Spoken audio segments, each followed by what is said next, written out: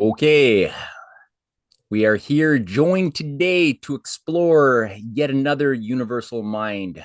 This has been a fun running theme, just being able to go from culture to culture, from time frame to time frame, and really explore the writings of people who really made a difference. And I say this from the best of and highest of all possible terms, because you can make a difference for the worse or for the better. And for the flow of history and for those things that really improved the conditions of life of people and created the increased potential in which a society founded upon natural law could finally emerge. And it's been a long ride. It's an ongoing fight, and it's going to be a long ride still long after we're dead.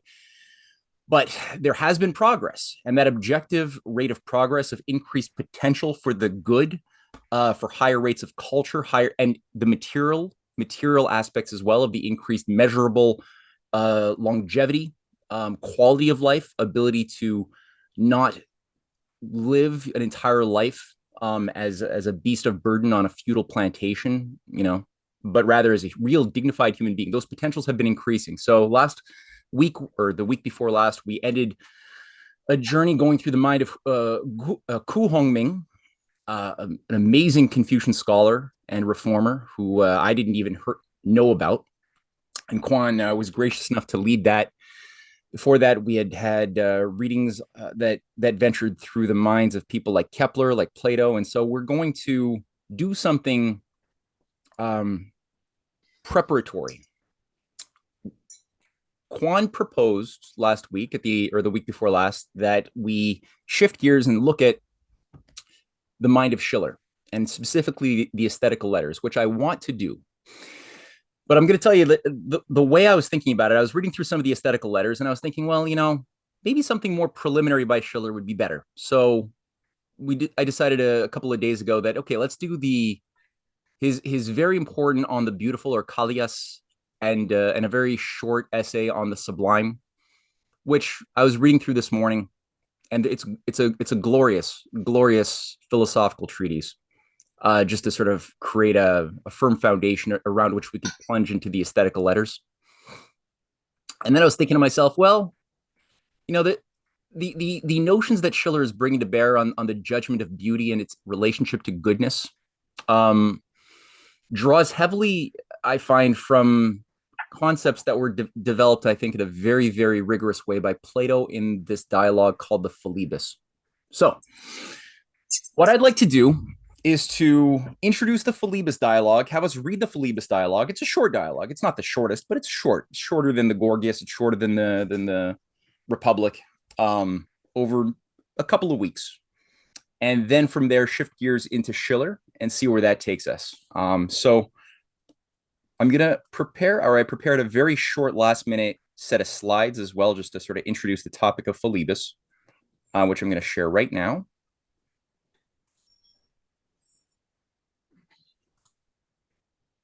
Okay. Do people see my shared screen right now? Yes. Yeah. Okay, cool. All right. So let's do okay. So I just quickly gave it a title, Some Considerations on the Pleasures of Wisdom. We were just hearing Paul describe some of the troubles, the challenges that nature has thrown at Asia, especially specifically Thailand, China. And this is something which has been recorded throughout deep history, the fact that nature sometimes kicks our ass. Nature is a beautiful thing, but sometimes it can get violent. And if we don't discover the laws of nature, we become ever more victims to the whims of these destructive cycles, whether floods, whether droughts. There's a variety of things, impacts of rocks from space that have resulted in eliminating big chunks of various species that have existed at some time or another that are no longer here, volcanic activity. There's so many things. And so the more we come to discover the laws of nature, the more we can act preventatively, the more we're free to start discovering technologies that allow us to mitigate the destructive effects of said foreseeable things that nature throws at us, that the universe throws at us. So some examples of that, I think that that actually making those discoveries, seeing into the future, and having the joy of knowing that we saved our lives or children's lives by acting accordingly could be said to be a pleasure. But this is not something that's commonly accepted amongst many schools of philosophy. And this today and the last few weeks, I found myself needing to help clarify amongst the minds of many conservatives how fascism has many facets to it. Um, Especially after World War II, there there are a lot of people who tend to, I mean, read my stuff, comment, write to me. They tend to be quite aware of the type of fascism that's expressed itself through the conduit of things like the Liberal Party, the Fabian Party, the Labour parties of England, the Democratic Party, obviously the type of technocracy that has become very difficult to ignore, which is very much obviously based on a highly fascist, centralized system of command and control. And much of that has at its root, at least in its modern incarnation, the thinking of John Maynard Keynes, the figure on the left in this image of two I don't want to call them gentlemen, two individuals. Um, John Maynard Keynes was obviously a leading Fabian, a eugenicist, somebody who believed very firmly in racial superiority, specifically also world government.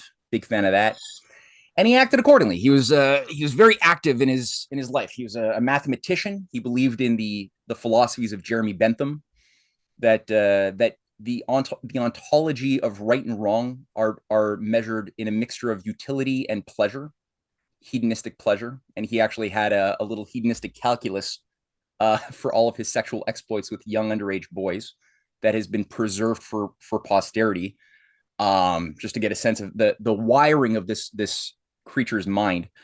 But very influential, and his ideas were targeted to be infiltrated into various parties of the left. This became the conduit in which cybernetics, transhumanism later became infused into many of the Western governments of the world. On the right is a figure who he debated famously in 1932 at the London School of Economics, which is a Fabian Society created school named Friedrich von Hayek. And this is one of the, I guess you could call it founding fathers almost, or one of the godheads of the school known as the Austrian School of Economics. And they were lifelong friends. Not only were they lifelong friends, but they shared a lot of the similar axioms, the similar ideas. They were both lovers of Adam Smith. They were both lovers of Bentham. They were both lovers of the ideas of how to judge pleasure and pain, although one of them focused a little bit more on bottom-up thinking and the other a little bit more on a top-down idea. When encountering an economic crisis, what do? One said, well, you should make sure that you get rid of governments, or that governments eliminate themselves by privatizing everything that might have been built by a government, that they cut the budget everywhere possible that's creating bureaucracy, and just allow the free markets, meaning the expression of all of the hedonistic impulses of people's desires to buy low, sell dear, and satisfy whatever pleasure that they want to satisfy and avoid pain. That should be unbounded. And then we have to have faith, because it comes down to faith, that self-organizing systems of creative innovation will naturally just come online. That's just going to happen when you just get rid of governments. The other one said no. Keynes said no. You need more centralized government command and control when you're dealing with a crisis, and it's specifically crisis management in both cases. And one, as I said, was infested into the movements of the left. The other one was infested, especially during the Cold War, into the conservative, so-called right-leaning organizations of the world, the Tories in England, especially under Thatcher, the conservatives, especially under Newt Gingrich and Reagan. Well, Reagan himself was a bit of a dupe, but definitely the Heritage Foundation that infiltrated and took control largely of most of the levers of policy action inside of the United States, in tandem with controllers of the Heritage Foundation, which is still very strong today behind things like Project 2025, which is trying to capture and take control of what the oncoming Trump presidency will represent. So this is still a Heritage Foundation operation. It's very big. And again, it's very much tied, when you look at it top down, to members of the Mont Pelerin Society, which itself was created as a Fabian, a right left convergent program where you had people like Walter Lippmann as a member of the Mont Pelerin Society. It was founded by Friedrich von Hayek, but yet you have Keynesians like Lippmann and many others who are Fabians working with the so-called Austrian school ideologues around von Hayek.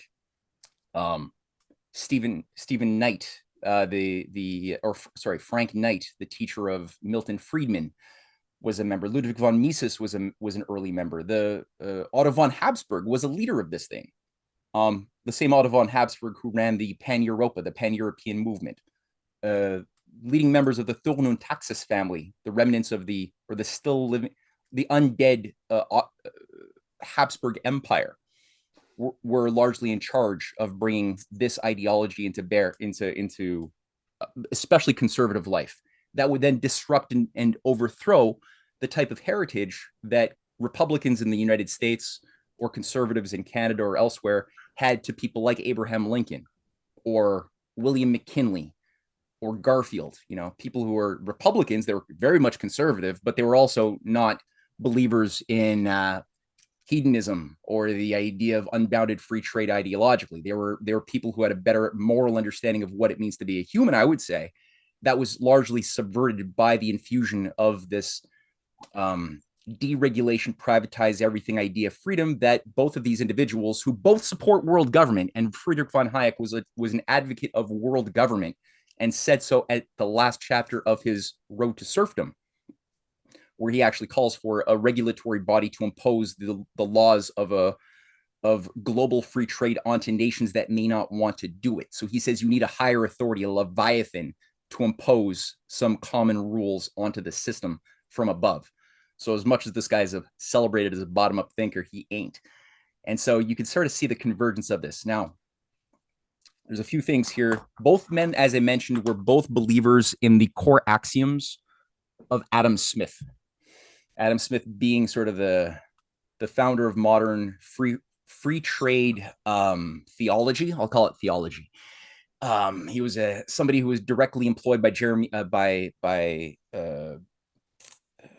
Lord Shelburne, a man who was largely responsible for the British Empire during the American Revolution and a little bit before that too. Smith wrote a theory. His outline of moral philosophy. He did see himself as a bit of a Newton of moral philosophy, as did Hume later on, as did Bentham. And he wrote of his view of how to judge right and wrong and what should animate the considerations of determining economic value in a society in his theory of moral sentiments. Still very popular, read amongst macro and microeconomic students. You could get it at any university bookshop. So very influential book, very much tied as well to his later Wealth of Nations, where he never actually describes what a nation is or how a nation becomes wealthy.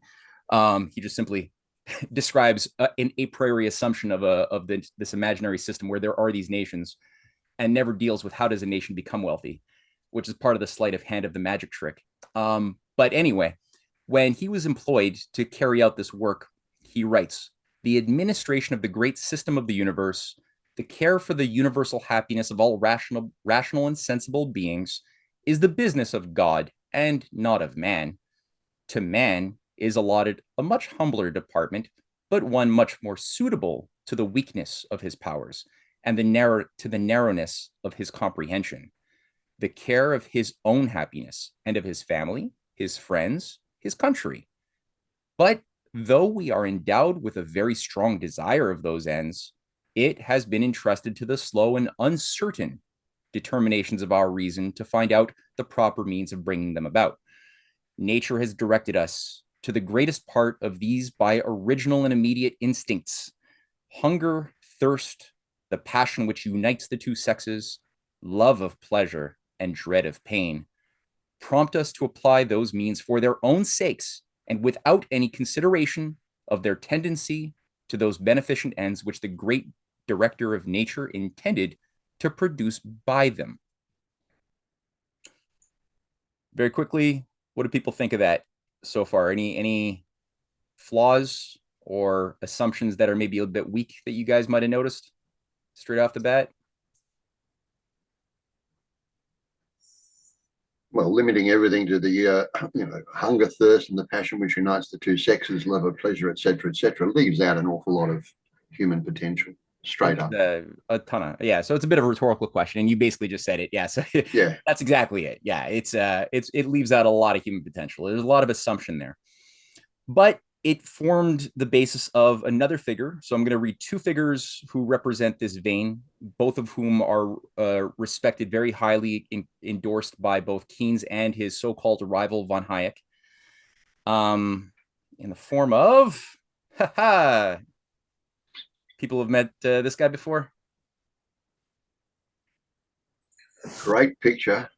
Yeah, it's a great. Oh, It's a wax molding of the figure of Jeremy Bentham, who in many ways was a prodigy of Lord Shelburne, played a very, very big role in the Masonic subversion of the French Revolution.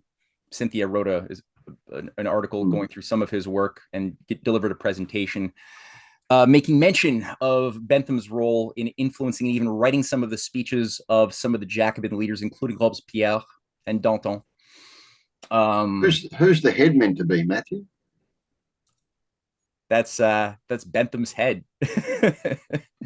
That was part of what Bentham put in his last will and testament, was that his head be embalmed and preserved for eternity. Oh, Jesus. So, yeah, I don't know the psychodynamics. I'd be curious to get assessment of that as a psychiatrist at some point, but that's what he wanted. And it was they actually lost his head for a few decades after he died, and I think it was only in like the 1890s or something where somebody was like looking inside of his torso and found his head embalmed, and somebody just kind of lost track of it, and then they looked at his will and testament. And they were like, oh yeah, he wants it, laid out in public, so they did that. So Bentham was a hedonist, the founder of modern utilitarianism, and he developed something called the hedonistic calculus. And in the course of many writings, very, very, I think John Maynard Keynes was probably very influenced by this. Somebody, Jean Sebastien, says he would have loved starring in Futurama with the yes, yeah, that was probably a bit of a precursor there. So he was probably very much a figure that not probably, he was a figure who influenced John Maynard Keynes for, I think, obvious reasons that I alluded to earlier. Amongst his hedonistic calculus considerations, he took 7. He noticed that there were 7 types, categories of consideration when factoring in scientifically hedonism, and how to judge mathematically the best kinds of hedonism to determine what we do or don't do. So there's 7, not 8, not 6, not 5, 7. He made the point. One of the factors is duration, which has sort of a continuum, but of which you can grade it. You could punctuate your gradations by some form of scalar metric you impose onto it. Intensity of the pleasure, propinquity, how near is the pleasure to the pleasure receiver, the extent of it, how widely does it cover. I guess do you have like a full body pleasure suit, or is it just like on your shoulder or something, or some other part? Certainty, can it guarantee how free from pain? Oh, sorry, how sure are we that it will come? I don't know if he put a little pun in there or not, but that's a factor. Future, so he brings some time function into the equation, which is consider very, very, a lot of consideration there. Purity, how free from pain is it? I mean, you have I guess you could have like an ice cream, vanilla ice cream, and very, very sweet, not a lot of pain, but sometimes you could drink it, eat it really fast and get a little headache. So maybe that would be like a pain factor of 2, pleasure factor of 8. I don't know. Just throwing it out there. Right? You guys could probably imagine your own scenarios. Fecundity, how likely to lead to further pleasures. Very, very Promethean here. He's thinking really about the future. Are we doing pleasures that are going to give us more hedonistic pleasures, or maybe will we wear ourselves out by giving into certain kinds? So yeah, very thoughtful. It says here, these criteria allow the amount of happiness created by an action to be assessed and calculated in order to judge its moral content. Okay. And he's famous for saying nature has placed mankind under the governance of two sovereign masters, pain and pleasure. Okay, fair enough. All right, that's the thesis. So that's the on one side of the aisle. We have this paradigm. Now let's look at a couple of, I would say, more palatable um, minds who I think will all probably, I would hope, find a bit more resonance too, but we'll see. First one being my boy Benjamin, Mr. Franklin, Dr. Franklin. And this is actually a 1771 proposal back before he doubled down on or realized that there was no other way but to go for the American Revolution. But before that, he's putting a lot of effort into trying to find points of redemption within the empire. He had allies, within positions of influence who were not bad people inside of England, and he thought for the longest time that maybe he could build a movement, sort of a reverse deep state, inside of England that could break it out of its imperial behavior and act like a real conduit, a real instrument for legitimate civilization building, moral influence in the world. He thought maybe he could do that. And he tried. You got to give him credit. For decades, he tried really hard. And at one point, so in 1771, he has a plan for a development program for New Zealand. He had a lot of these things, and I just picked one at random that I came across. But there's many proposals that he had for all parts of the colonies of the Americas, of Australia, you name it. But he says here, those who think it their duty to ask bread and other blessings daily from heaven, should they not think it equally a duty to communicate of those blessings when they have received them and show their gratitude to their great benefactor by the only means in their power, promoting the happiness of his other children? How greatly may Englishmen deserve such honor by communicating the knowledge and use, not of corn only, but of all the other enjoyments the earth can produce, and which they are now in possession of. I don't know my Latin actually. Communiter bona profundere deum est. Oh, there it is. To shower good things over all is divine. Many voyages have been undertaken with views of profit or of plunder, or to gratify resentment, to procure some advantage to ourselves, or do some mischief to others. But a voyage is now proposed to visit a distant people on the other side of the globe, not to cheat them, not to rob them, not to seize their lands or enslave their persons, but merely to do them good and enable them, as far as in our power lies, to live as comfortably as ourselves. Oops.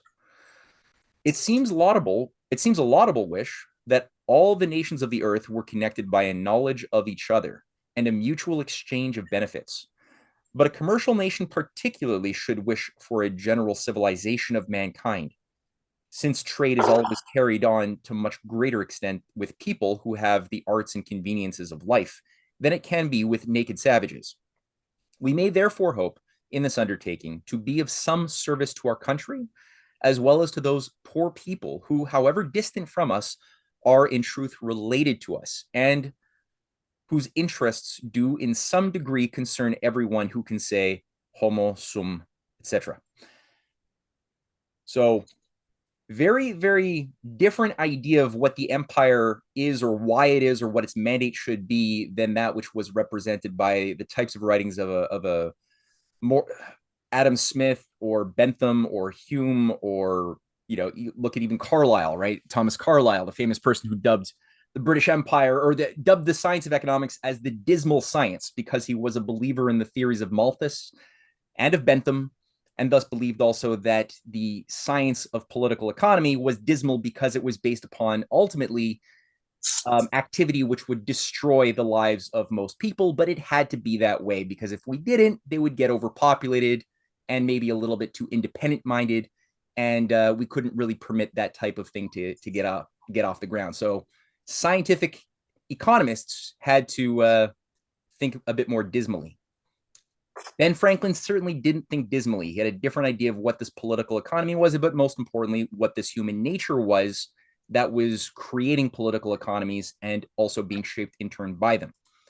Um, the second person on the other side of the aisle, also very much of the Benjamin Franklin paradigm, was Moses Mendelssohn. He wrote a book called Jerusalem, or on religious power in Judaism, in 1783, where he wrote that man cannot be happy without beneficence, beneficence, beneficence. Sorry, beneficence. Beneficence. Thank you. That's a tough one. Man cannot be happy without beneficence, whether it be passive through receiving it or active through extending it. He cannot attain perfection except through mutual assistance, through reciprocity of service, through active and passive connection with his fellow man. So again, just like Bentham, you have a sense of passive and active pleasure that's being discussed here, but it's not of a purely physical nature. It might have physical aspects to it, of course, but there's something more going on that Bentham or Smith have not considered about this philosophy that's being expressed here by Moses Mendelssohn. We're going to read something by Plato today. And Plato, both Benjamin Franklin and Moses Mendelssohn, clearly, when you read their writings, were Platonists. Platonists. Very important that these people are all drawing from, they all were reading and discovering a method of thinking that was made very transparent in the works of Plato, as was Schiller, who we will be reading soon. That's a painting by Raphael of Plato holding the Timaeus. Some considerations when reading the Timaeus or Plato more generally. There's something known as the Platonic solids. We've already, I think most people here have been introduced to them already, have worked through some of the material with some constructive geometry that we've done in the past. There's 5. Plato was asking, and Plato, I don't know if he necessarily discovered the dodecahedron, but he certainly popularized it and investigated and popularized its nature and structure to a greater degree, I think, than anybody else who'd come before him. And probably for thousands of years after him, he probably did the most to make this, to place the emphasis on the importance of these 5 specific polyhedra. The dodecahedron simply being the most, I think, advanced, the most beautiful, you could say in some way, of all, because it partook most clearly in the golden section than the other 4 did. But that being said, they're all related to each other. And Plato was asking, and later on Kepler was asking, and why 5? Why is it that it's impossible to have that 4 should have existed, or 6 or 7? Why was the universe created in such a manner that only 5 could possibly exist? But that once we realize that of all possible polyhedra that are constructible, that only 5 have these characteristics of having, 8 vertices located at equal distances from a center that could be contained within a sphere, and that also could have a smaller sphere contained within each one, touching perfectly the center of the faces of each one, and that thus creates certain proportions that also emerge, right? Especially those proportions get very interesting, as Kepler discovered, who was also advancing and pursuing the theories made clear within the Timaeus dialogue by Plato, that when you nest them in a specific reasonable alignment within each other, you get very, very interesting proportions that have a very important application for astronomical observation. Extremely important. And I would even say for the study of atomic structures too. That's a whole other thing. So here's just some of the elements of what you can explore when looking at different angular, I guess you could say, projections of each of those 5 Platonic solids. When you just take sort of a cross section or an angular cut of each one and just look at them as a projection from a 2-dimensional perspective, you start seeing even more very fascinating proportions and symmetries that begin to emerge in all sorts of ways. Very much worth thinking about. So why 5? Why not 6? Kepler also wrote a beautiful essay, a treatise on the six-sided snowflake. And again, the same question was, why not five-sided or seven-sided? There's infinite possible snowflakes. There's not any two that are exactly identical. It's beautiful. But despite the infinite variability, there's a constancy as well. Why only six sides when forming in nature? Well, what's up with that? What does that tell us maybe about something more universal, right? What does it tell us about our own mind that's contemplating such things? Um, what about, the type of spectrum that one can glean, from the much broader continuum of electromagnetic frequencies that we only began to discover are outside of the visual spectrum? We can see that at least that which is visible can be categorized, quantized in very specific, discrete intervals, where despite having an infinite array of shades between violet all the way to red, you have a specific number of discrete quantized, what we could identify as separate colors, ranging in bandwidth from anywhere between a little below 400 nanometers to a little bit above 700 nanometers, making almost an octave, but not quite. So what's up with that, right? Why not another arrangement? Why does the inquiring mind find this and not some other arrangement? So before we now go into the Plato's Philebus dialogue on the nature of judging the greatest good, judging good, how do we do it? What's our criteria? Some questions we should hold in mind. I'd like people to just think about this. What does a study of nature have to do with the power of communicating transformative ideas or creating transformative art? We are going to be getting into, after all, Schiller, a great artist, poet, playwright. So also, this is going to be a very big factor we're going to encounter in a lot of Schiller's writings on beauty, on art, on the sublime. So keep that in mind. Can a study of beauty truly make people better, or is it designed simply to give us pleasure alone? Is beauty or truth or goodness infinitely relative, or are there discoverable universals? And can these things be explored separately or only together? Right? Can we just have a one book where somebody devotes a couple of years to the study of truth, and another book where somebody devotes just a study to goodness, and another book devoted only to a study of beauty? Hey, or is that absurd? Is that a Cartesian fallacy? And last I'd throw in there would be, and people can have their own questions too. Don't limit yourself to these questions. Are all pleasures equal, or can some pleasures run contrary to nature? How do we know? How do we judge such things? So, big questions. Keep them in mind as we review, as we read through the dialogue. We're going to stop, talk, ask questions about what's happening in the dialogue. I'll end here with an excerpt from John Keats's Ode on a Grecian Urn. It's a beautiful Grecian urn. I think it's gorgeous. Featuring some activity that was going on in the days of ancient Greece. And Keats, upon looking at this thing, probably in some British museum, was on the one hand probably a little annoyed that the British were stealing all this art from different parts of the world. But on the other hand, he was also very moved by it, and he wrote an ode on the Grecian urn. It's a beautiful, beautiful piece of poetry. And at the very end of it, he ends it in the most famous line ever, I think, in poetry that I know of, where he says, "When old age shall this generation waste, thou shalt remain in midst of other woe.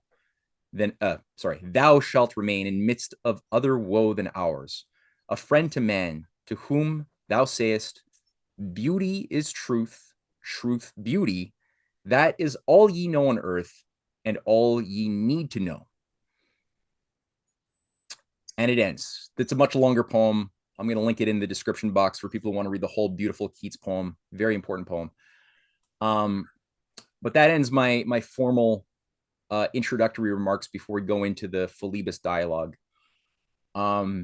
Before we start sharing any thoughts or anything that people have before we do that? Okay, so let's do. I will need people. Definitely, Paul, if your internet's still holding up good, I'd like you to be one of the readers. Sure. All right, so we're gonna do a share here. Unfortunately, since this was a bit last minute, I didn't have time to search around for a better translator. But it's the Philebus. I've read the Benjamin Jowett version a few times, and it's not terrible. I don't trust Jowett, but again, there's only so much you could do as a translator to fudge to fudge interpretation, and I think Jowett in this case did an okay job. So we only have three individuals participating in this play, and I call it a play because I think Plato eventually wanted society to develop their power of memory sufficiently that these types of things could be performed performatively and discussed as well. But we're not there yet, so we're gonna read it. Paul, so would you be able to be Socrates, Paul? I think I can handle that one today. Okay, go slow as well. There's always, especially as Yeah. you get into the bigger, meatier philosophical stuff, it's gonna slow is good. The other person who's going to speak a lot is going to be Protarchus, the student of Philebus being a teacher of sophistry. And there's, keep in mind, the setting is a lot of young men. Socrates is not necessarily in a friendly environment. There's a lot of the students of Philebus who are around him, and Protarchus has just recently been offered to pick up the torch from a discussion that's already been underway for a while before we jump into the room. So that's how Plato chooses to set the stage, is that it's already in motion. And we're sort of like walking into the room that there's already this kind of, there's a bit of stress, there's a little bit of anxiety, there's a little bit of excitement going on. So we have here, who wants to be Protarchus? Who's comfortable reading? Because it's going to be recorded, and some people might only be listening in their car or something. Richard, how you doing? How's your reading voice going? Well, the problem is my eyes. I can't see that print. That's a great. Oh, first of all, I will make it bigger, but number two, that's a great reason. No worries. I should make it bigger. One second. One second.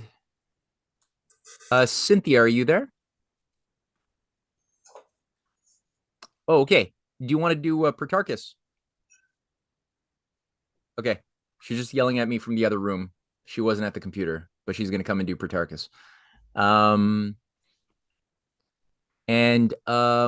We need Philebus, who only has a few shorter lines, not too many lines. Who wants to do Philebus? Kelly. Or no, or Jean Sebastian, whoever. Jean Sebastian, Kelly, who cares? Anybody. Rohit. Whoever starts talking first.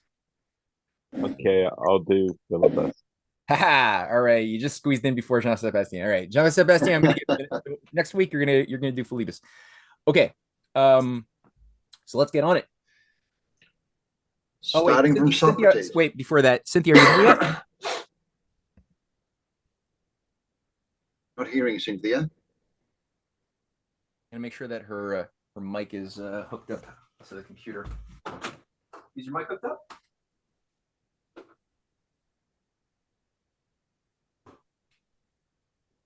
Yeah, just go downstairs. Can you guys hear me? Yes. We can now, yeah. So I'm Protarchus. Yeah, you're Protarchus. Okay. By all means. We haven't got the first part yet. No. Shall I start? Yeah, as you can see, I just want Okay. Socrates, observe, Protarchus, the nature of the position which you are now going to take from Philebus, and what the other position is which I maintain, and which, if you do not approve of it, is to be controverted by you.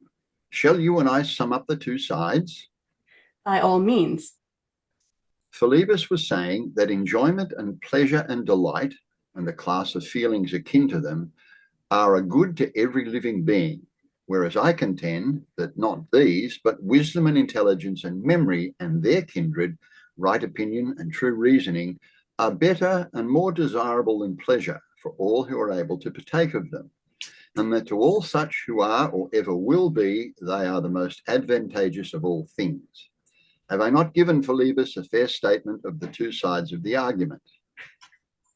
Nothing could be fairer, Socrates. And do you, Protarchus, accept the position which is assigned to you? I cannot do otherwise, since our excellent Philebus has left the field. Surely the truth about these matters ought, by all means, to be ascertained. Certainly. Shall we further agree To what? that you and I must now try to indicate some state and disposition of the soul which has the property of making all men happy? Yes, by all means. And you say that pleasure, and I say that wisdom is such a state. True.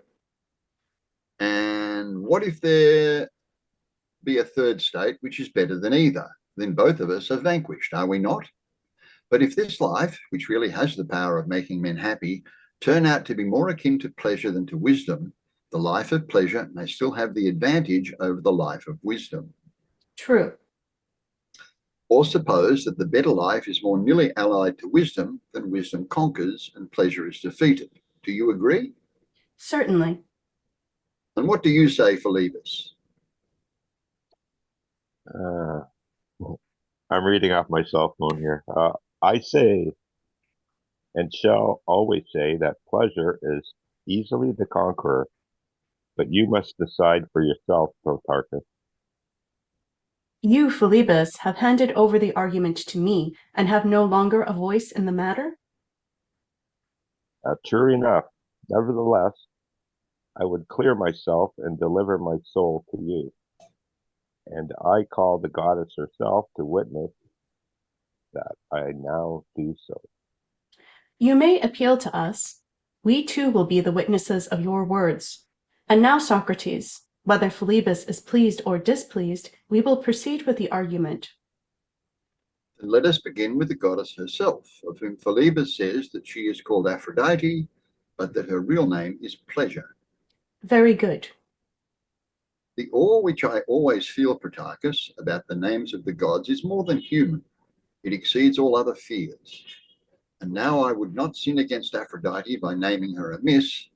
Let her be called what she pleases. But pleasure I know to be manifold, and with her, as I was just now saying, we must begin and consider what her nature is. She has one name, and therefore you would imagine that she is one. And yet surely she takes the most varied and even unlike forms. Or do we not say that the intemperate has pleasure, and that the temperate has pleasure in its very temperance? That the fool is pleased when he is full of foolish fancies and hopes, and that the wise man has pleasure in his wisdom. And how foolish would anyone be who affirmed that all these opposite pleasures are severally alike? Why, Socrates, they are opposed insofar as they spring from opposite sources, but they are not in themselves opposite. For must not pleasure be of all things most absolutely like pleasure, that is, like itself? Yes, my good friend, just as colour is like colour. Insofar as colours are colours, there is no difference between them. And yet we all know that black is not only unlike, but even absolutely opposed to white. Or again, as figure is like figure, for all figures are comprehended under one class. And yet particular figures may be absolutely opposed to one another, and there is an infinite diversity of them. And we might find similar examples in many other things. Therefore, do not rely upon this argument, which would go to prove the unity of the most extreme opposites. And I suspect that we shall find a similar opposition amongst pleasures. Very likely. But how will this invalidate the argument? Why, I shall reply that, dissimilar as they are, you apply them to a new predicate. For you say that all pleasant things are good. Now, although no one can argue that pleasure is not pleasure, he may argue, as we are doing, that pleasures are oftener bad than good. But you call them all good, and at the same time are compelled, if you are pressed, to acknowledge that they are unlike. And so you must tell us what is the identical quality existing alike in good and bad pleasures, which makes you designate all of them as good.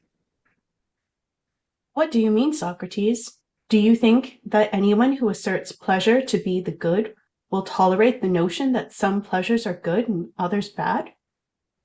And yet you will acknowledge that they are different from one another and sometimes opposed. Not insofar as they are pleasures.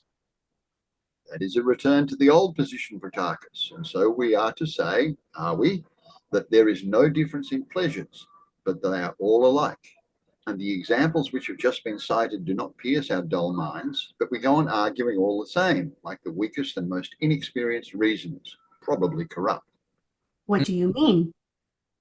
Why, I mean to say that in self-defense I may, if I like, follow your example and assert boldly that the two things most unlike are most absolutely alike. And the result will be that you and I will prove ourselves to be very tyros in the art of disputing, and the argument will be blown away and lost. Suppose that we put back and return to the old position, then perhaps we may come to an understanding with one another. How do you mean? Shall I, Petrarchus, have my own question asked of me by you? What question? Ask me whether wisdom and science and mind and those other qualities which I, when asked by you at first what is the nature of the good, affirm to be good, are not in the same case with the pleasures of which you spoke. What do you mean? The sciences are a numerous class, and will be found to present great differences. But even admitting that, like the pleasures, they are opposite as well as different. Should I be worthy of the name of dialectician if, in order to avoid this difficulty, I were to say, as you are saying of pleasure, that there is no difference between one science and another? Would not the argument founder and disappear like an idle tale, although we might ourselves escape drowning by clinging to a fallacy? May none of us Sorry. May none of this befall us except the deliverance. Yet I like the even-handed justice which is applied to both our arguments. Let us assume, then, that there are many and diverse pleasures and many and different sciences. Let us have no concealment, Protarchus, of the differences between my good and yours, but let us bring them to the light in the hope that, in the process of testing them, they may show whether pleasure is to be called the good, or wisdom, or some third quality. For surely we are not now simply contending in order that my view or that yours may prevail, but I presume that we ought both of us to be fighting for the truth. Certainly we ought. Then let us have a more definite understanding and establish the principle on which the argument rests. What principle? A principle about which all men are always in a difficulty, and some men sometimes against their will. Speak plainer. Good luck. The principle which has just turned up, which is a marvel of nature, for that one should be many or many one, are wonderful propositions, and he who affirms either is very open to attack.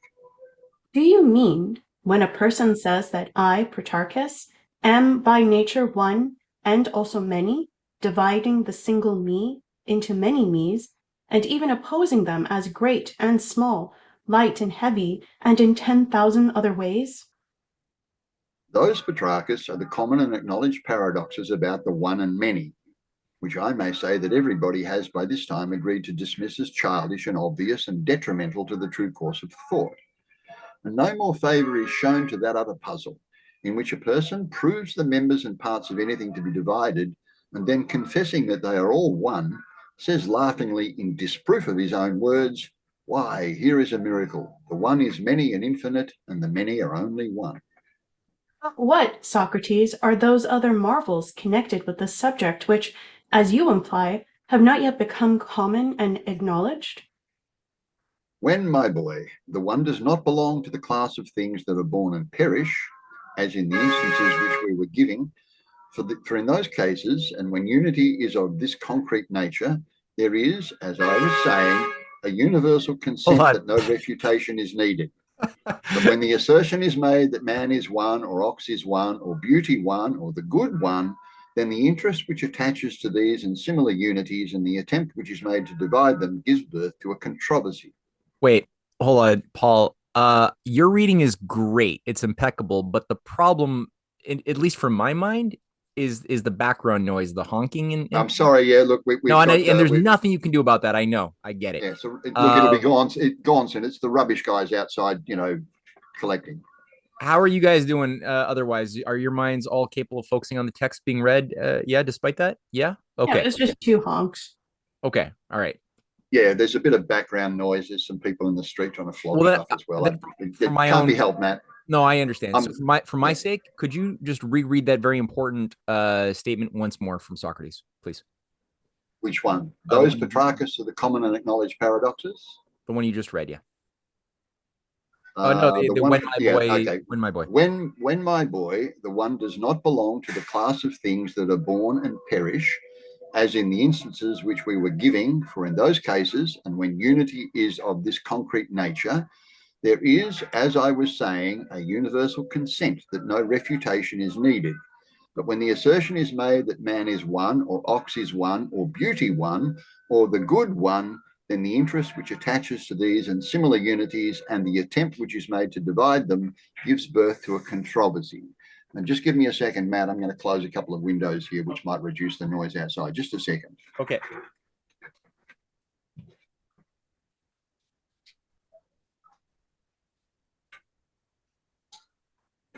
So far, do people generally get the terms, the difference in thinking about or hypothesizing about what the good is from the standpoint of how Protarchus is thinking versus how Socrates is thinking thus far? Yeah. Okay.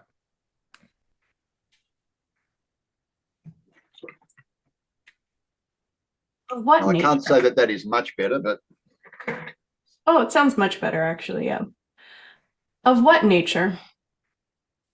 in the first place, as to whether these unities have a real existence, and then how each individual unity, being always the same and incapable either of generation or of destruction, but retaining a permanent individuality, can be conceived either as dispersed and multiplied in the infinity of the world of generation, or as still entire and yet divided from itself, which latter would seem to be the greatest impossibility of all. For how can one and the same thing be at the same time in one and in many things? These Protarchus are the real difficulties, and this is the one and many to which they relate. They are the source of great perplexity if ill decided, and the right determination of them is very helpful.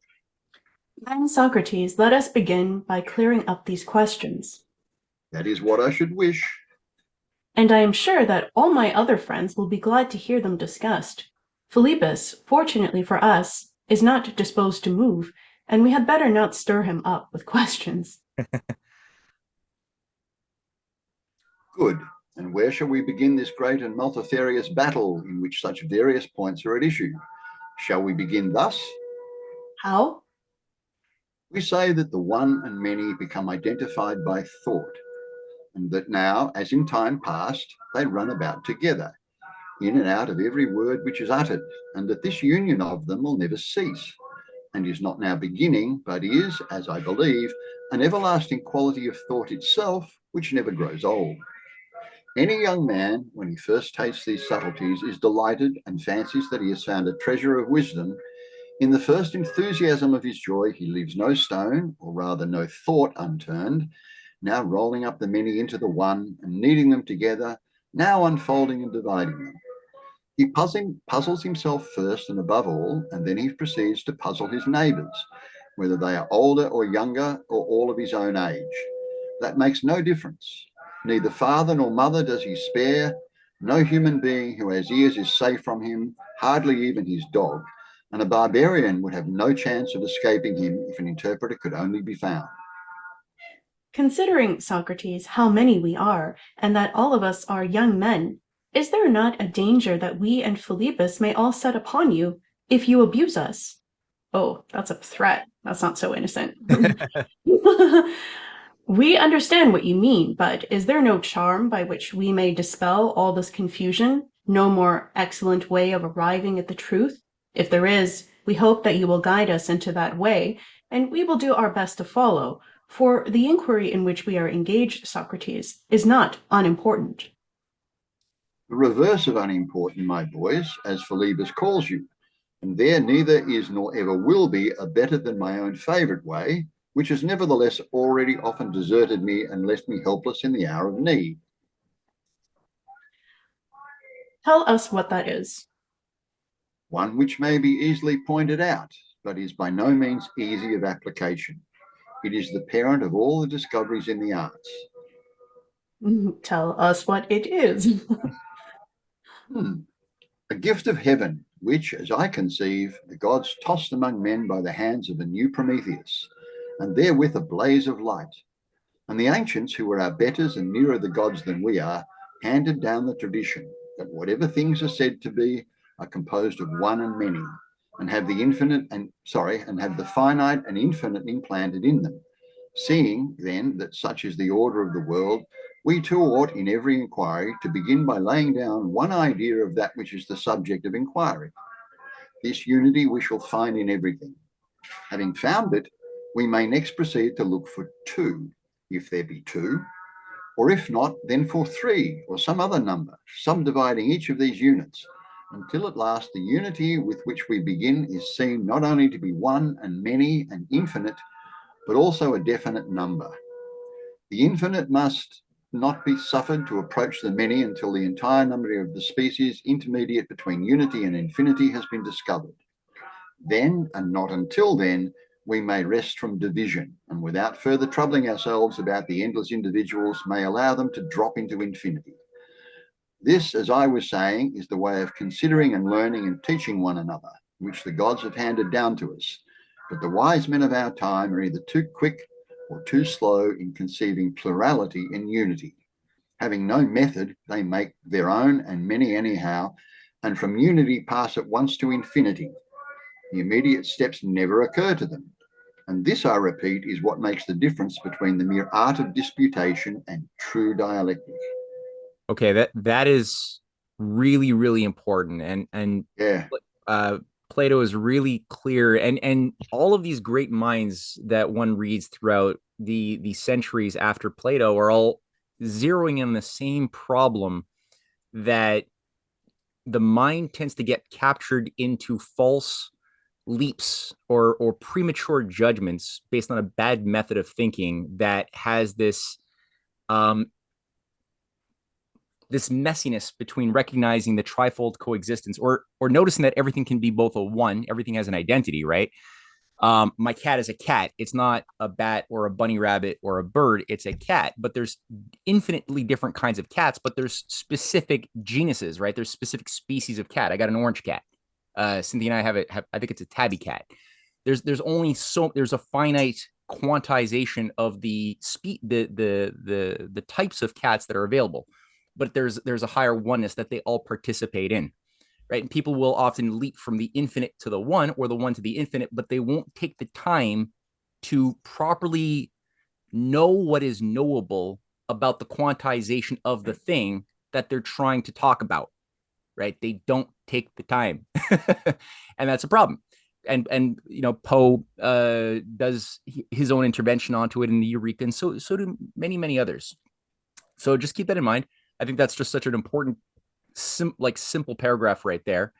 And Paul, I'm thinking here to myself that because this is going on to YouTube, that maybe the background noise, the chanting sounds and stuff are a little bit hard on the mind to follow. Yeah, look, they've stopped. That's a street vendor. No, I hear you, man. Yeah, no, it's totally. Look, you're not. I'm happy to give the reading over to somebody else, Matt. That's what I think we'll have to do. Yeah. If it's gonna be a problem, let's move on. Yeah. Well, it seems that they passed away because you can't hear it anymore. It's gone. The guy's stopped. They don't pass away. It's a guy who lives down the street. Oh yeah. It's a recording that you're hearing. Oh yeah. Oh wow. Yeah. I mean, the guy's flogging food on the street. That's what he's doing, and he just plays that recording. Anyway, it has gone. Well, if it's gone, let's keep on going, and if it comes back again, then we'll shift over to maybe one or somebody else to do Socrates. So okay, keep her going. I think that I partly understand you, Socrates, but I should like to have a clearer notion of what you are saying. I may illustrate my meaning by the letters of the alphabet, Protarchus, which you were made to learn as a child. How do they afford an illustration?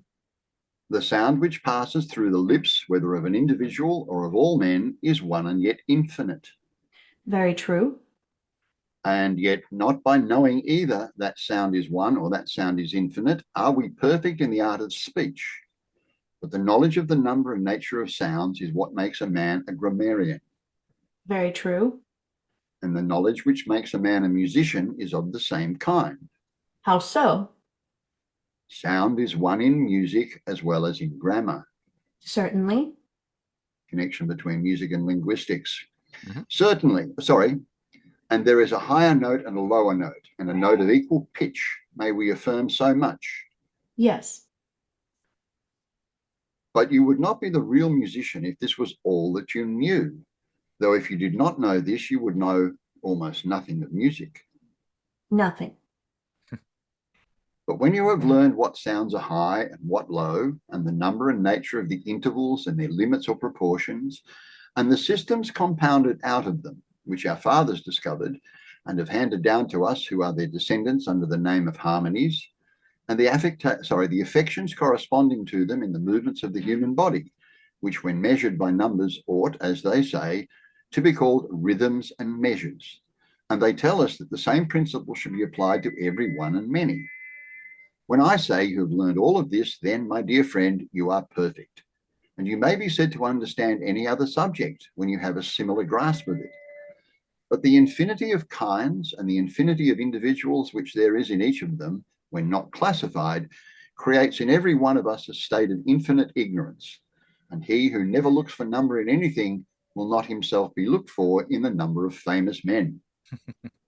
I think that what Socrates is now saying is excellent, Philebus.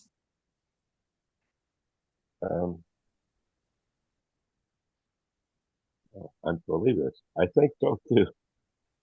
But how do its words bear upon us and upon the argument? Philebus is right in asking that question of us, Petrarchus. Indeed he is, and you must answer him. I will. But you must let me make one little remark first about these matters. I was saying that he who begins with any individual unity should proceed from that not to infinity, but to a definite number. And now I say conversely, that he who has begun with infinity should not jump to unity, but he should look about for some number representing a certain quantity, and thus out of all end in one. And now let us return for an illustration of our principle to the case of letters. What do you mean? Some god or divine man, who in the Egyptian legend is said to have been Thoth or Tehuta, observing that the human voice was infinite, first distinguished in this infinity a certain number of vowels, and then other letters which had sound but were not pure vowels, i.e. the semi-vowels. These two exist in a definite number. And lastly, he distinguishes a third class of letters, which we now call mutes, without voice and without sound, and divided these, and likewise the two other classes of vowels and semi-vowels, into the individual sounds, and told the number of them, and gave to each and all of them the name of letters, and observing that none of us could learn any one of them and not learn all of them, and in consideration of this common bond, which in a manner united them, he assigned to them all a single art, and this he called the art of grammar or letters. Cool. Cynthia just ran. Sorry. Oh, sorry, yeah, go on. The illustration, Protarchus, has assisted me in understanding the original statement, but I still feel the defect of which I just now complained. Are you going to ask Philebus what this has to do with the argument? Yes. That is a question which Protarchus and I have been asking for a long time. Assuredly, you have already arrived at the answer to the question, which, as you say, you have been so long asking. How so? Did we not begin by inquiring into the comparative eligibility of pleasure and wisdom? Certainly.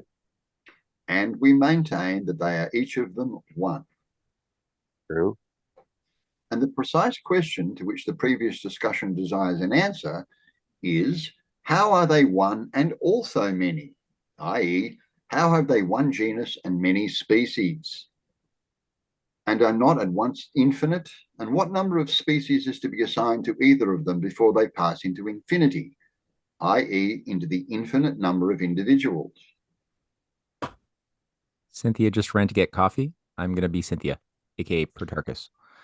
That is a very serious question, Philebus, to which Socrates has ingeniously brought us around, and please to consider which of us shall answer him.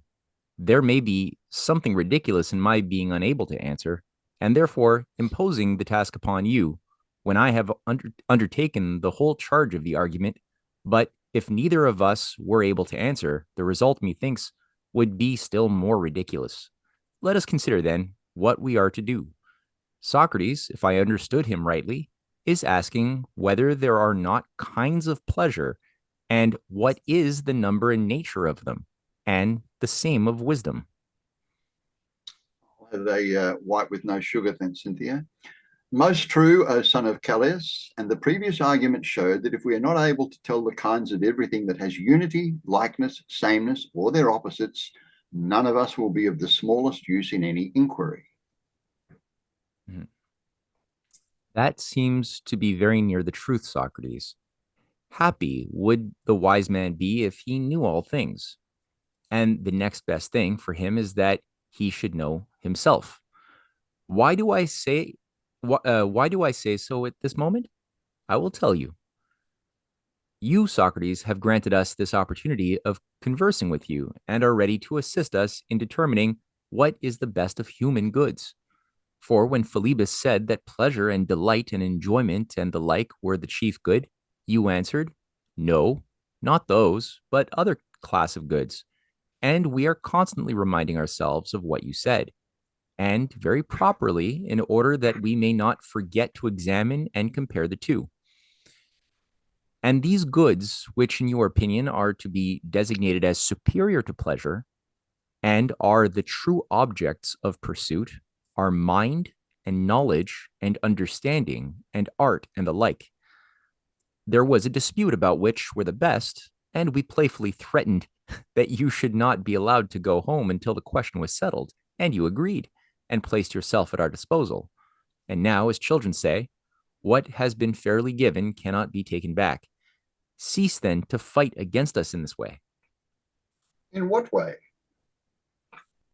Do not perplex us and keep asking questions of us to which we have not as yet any sufficient answer to give. Let us not imagine that a general puzzling of us all is to be the end of our discussion.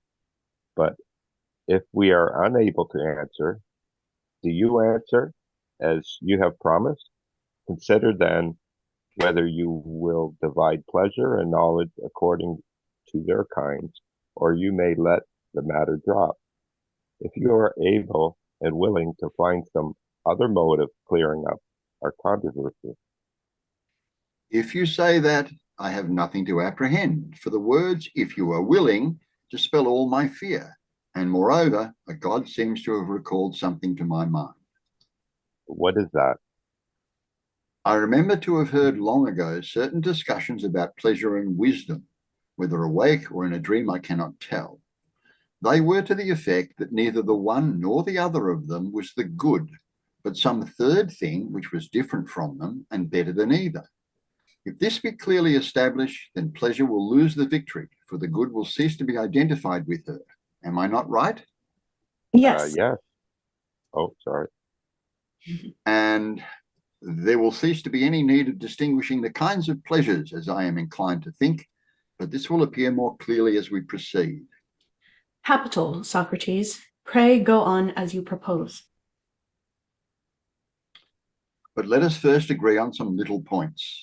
What are they? Is the good perfect or imperfect? The most perfect, Socrates, of all things. And is the good sufficient? Yes, certainly, and in a degree surpassing all other things. And no one can deny that all percipient beings desire and hunt after good, and are eager to catch and have the good about them, and care not for the attainment of anything which is not accompanied by good. That is undeniable. Now let us part off the life of pleasure from the life of wisdom and pass them in review. How do you mean? Let there be no wisdom in the life of pleasure, nor any pleasure in the life of wisdom. For if either of them is the chief good, it cannot be supposed to want anything. But if either is shown to want anything, then it cannot really be the chief good. Impossible. And will you help us to test these two lives? Low. What? Sorry, was that you? I'll just mute him there. Okay. Oh, my bad. Sorry. All's good. Certainly. Then answer. Ask. Would you choose, Protarchus, to live all your life long in the enjoyment of the greatest pleasures? Certainly I should. Would you consider that there was still anything wanting to you if you had perfect pleasure? Certainly not. Reflect. Would you not want wisdom and intelligence and forethought and similar qualities? Would you not at any rate want sight? Why should I? Having pleasure, I should have all things. Living thus, you would always throughout your life enjoy the greatest pleasures. I should. But if you had neither mind nor memory nor knowledge nor true opinion, you would in the first place be utterly ignorant of whether you were pleased or not, because you would be entirely devoid of intelligence. Certainly. And similarly, if you had no memory, you would not recollect that you had ever been pleased, nor would the slightest recollection of the pleasure which you feel at any moment remain with you. And if you had no true opinion, you would not think that you were pleased when you were. And if you had no power of calculation, you would not be able to calculate on future pleasure. And your life would be the life not of a man, but of an oyster or pulmo morinus. Could this be otherwise? No. But is such a life eligible? I cannot answer you, Socrates. The argument has taken away from me the power of speech. Powerful effect, that one. We must keep up our spirits. Let us now take the life of mind and examine it in turn. And what is this life of mind? I want to know whether any one of us would consent to live, having wisdom and mind and knowledge and memory of all things, but having no sense of pleasure or pain, and wholly unaffected by these and the like feelings. Neither life, Socrates, appears eligible to me, nor is likely, as I should imagine, to be chosen by anyone else. What would you say, Petrarchus, to both of these in one, or to one that was made out of the union of the two? Out of the union, that is, of pleasure with mind and wisdom? Yes, that is the life which I mean. There can be no difference of opinion. Not some, but all would surely choose this third rather than either of the other two, and in addition to them. But do you see the consequence? To be sure I do. The consequence is that 2 out of the 3 lives which have been proposed are neither sufficient nor eligible for man or for animal. Then now there can be no doubt that neither of them has the good, for the one which had would certainly have been sufficient and perfect and eligible for every living creature or thing that was able to live such a life. And if any of us had chosen any other, he would have chosen contrary to the nature of the truly eligible, and not of his own free will, but either through ignorance or from some unhappy necessity. Certainly that seems to be true. And now have I not sufficiently shown that Philebus's goddess is not to be regarded as identical with the good? Neither is your mind the good, Socrates, for that will be open to the same objections. Oh, sorry, Perhaps it was Philebus. Sorry. That was me. Yeah, sorry. Close enough, close enough. Perhaps Philebus, you may be right in saying so of my mind, but of the true, which is also the divine mind, far otherwise. However, I will not at present claim the first place for mind as against the mixed life, but we must come to some understanding about the second place. For you might affirm pleasure and I mind to be the cause of the mixed life, and in that case, although neither of them would be the good, one of them might be imagined to be the cause of the good. And I might proceed further to argue in opposition to Philebus that the element which makes this mixed life eligible and good is more akin and more similar to mind than to pleasure. And if this is true, pleasure cannot be truly said to share either in the first or second place, and does not, if I may trust my own mind, attain even to the third. Truly, Socrates, pleasure appears to me to have had a fall. In fighting for the palm, she has been smitten by the argument, and is laid low. I must say that mind would have fallen too, and may therefore be thought to show discretion in not putting forward a similar claim. And if pleasure were deprived not only of the first, but of the second place, she would be terribly damaged in the eyes of her admirers, for not even to them would she still appear as fair as before. Well, but had we not better leave her now and not pain her by applying the crucial test and finally detecting her? Nonsense, Socrates. Why? Because I said that we had better not pain. Sorry. Because I said that we had better not pain pleasure, which is an impossibility. Yes, and more than that, So because is you the do not. so is the sentence I just read, but never mind. Huh? Heavens, Oh, Oh, I because have. I said that we had better not pain pleasure, which is an impossibility. yeah. It seems difficult to understand. Never mind. Yes. Heavens, Spartacus. Oh, I didn't finish the line. Sorry.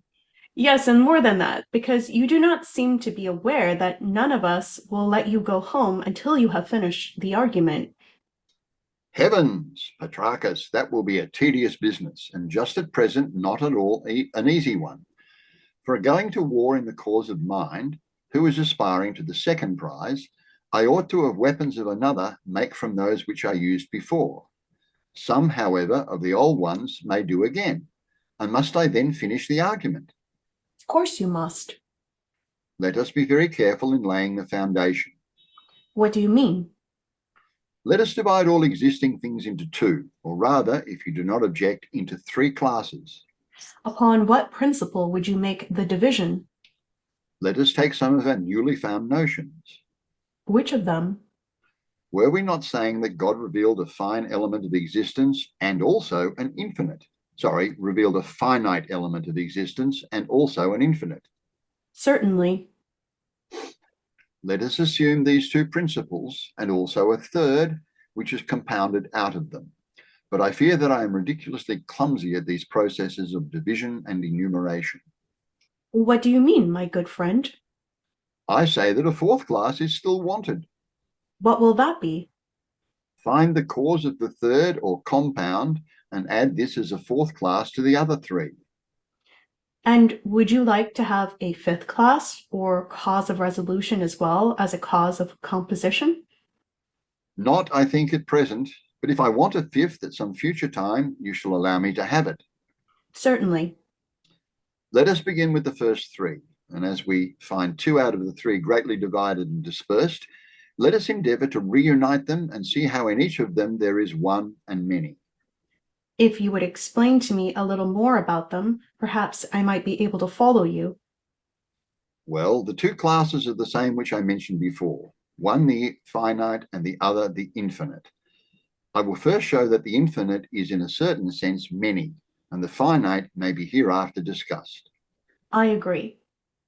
And now consider well, for the question to which I invite your attention is difficult and controverted.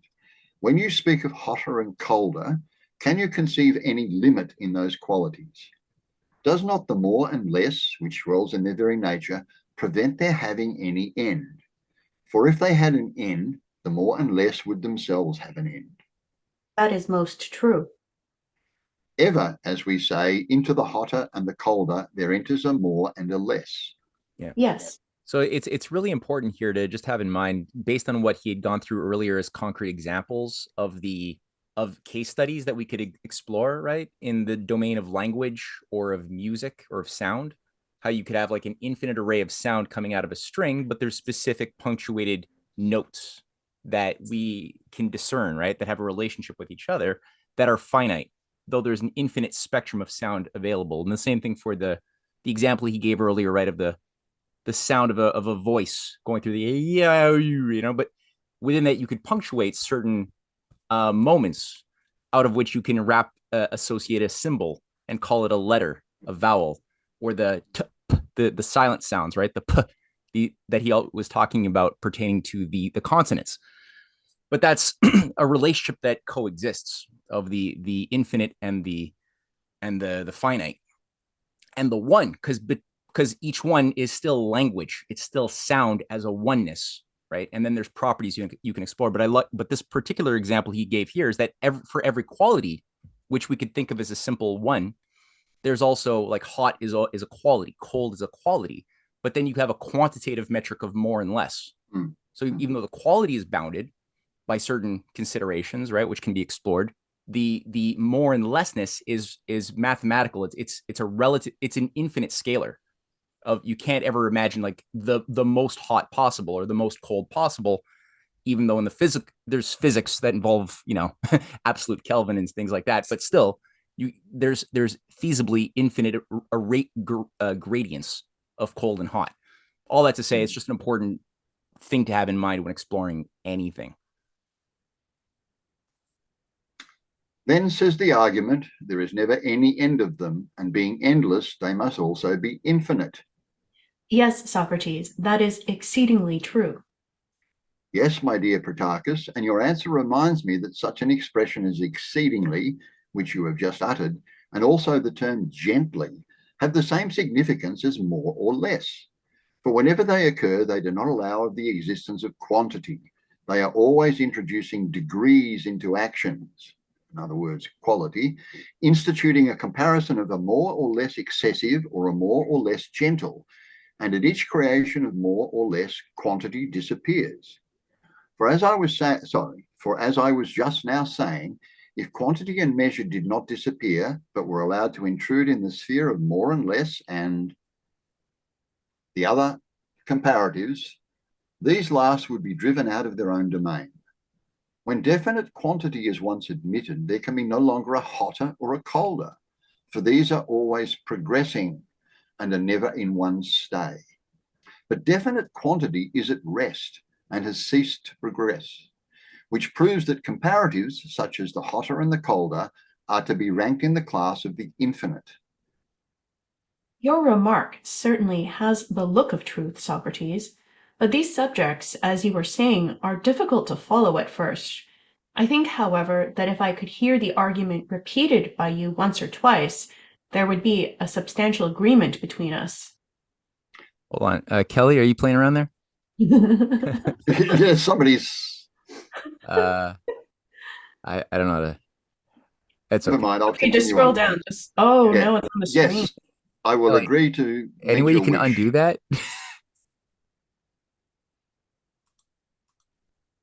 No? The screen has turned into a kid's toy. Oh boy. Yes, I'll keep going. Yep. Yes, and I will try to meet your wish, but as I would rather not waste time in the enumeration of endless particulars, let me know whether I may not assume as a note of the infinite. What?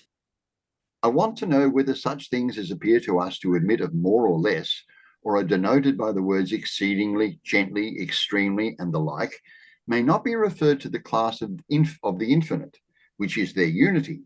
For, as was asserted in the previous argument, all things that were divided and dispersed should be brought together and have the mark or seal of some one nature, if possible, set upon them. Do you remember? Yes. And all things which do not admit of more or less, but admit their opposites, that is to say, first of all, equality and the equal, or again, the double, or any other ratio of number and measure, all these may, I think, be rightly reckoned by us in the class of the limited or finite. What do you say? Excellent, Socrates. And now what nature shall we ascribe to the third or compound kind? You, I think, will have to tell me that. Rather, God will tell you, if there be any God who will listen to my prayers. Offer up a prayer then, and think. I am thinking, Protarchus, and I believe that some God has befriended us. What do you mean? And what proof have you to offer of what you are saying? I will tell you, and do you listen to my words? Proceed. Were we not speaking just now of hotter and colder? True? Add to them drier, wetter, more, less, swifter, slower, greater, smaller, and all that in the preceding argument we placed under the unity of more and less. In the class of the infinite, you mean? Yes, and now mingle this with the other. What is the other? The class of the finite, which we ought to have brought together as we did the infinite. But perhaps it will come to the same thing if we do so now. When the two are combined, a third will appear. What do you mean by the class of the finite? The class of the equal and the doable and the double, and any class which puts an end to difference and opposition, and by introducing number, creates harmony and proportion among the different elements. I understand. You seem to me to mean that the various opposites, when you mingle with them the class of the finite, takes certain forms. Yes, that is my meaning. Yeah. Proceed. Yeah, Does not the right geometrically, it's useful when going from like the one to the infinite progressively, to think like the simplest one in the case of what Plato is often thinking about and going into is the circle, right? And you could either, as soon as you have a circle, you have a unity with infinite possible divisibilities, but the first division you can make in the circle is generally to like fold it or cut it in half. And at which point, if you do that along the diagonal, which is the only rational point to like cut it, where you understand what you're cutting for the what, because every other possible choice you have, avoiding the center of the circle, is a random, you don't know. There's nothing that gives your mind an ability to know what that line would be, but the diagonal, it does. Now you have two halves.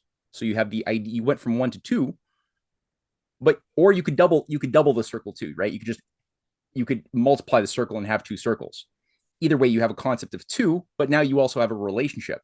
So you have two as a half, but now you have a relationship of each one to the whole. So there's a three that's implicit now. It's not just one to two directly, but you have, as soon as you make that first choice, you go from one to three. Now you have, and there's all sorts of fun examples like that all over geometry and nature, but that's just one simple one. There's all sorts of funny examples like that in terms of mythology, creative myths, Matthew. Oh yeah, for a reason. Yeah. Rohit just explained how Kelly can remove his drawing by clicking on the green pen, Kelly, on the bottom left of your page. There's like a green pen over mute that says annotate. You click on that and then you should see a garbage can saying clear my drawings.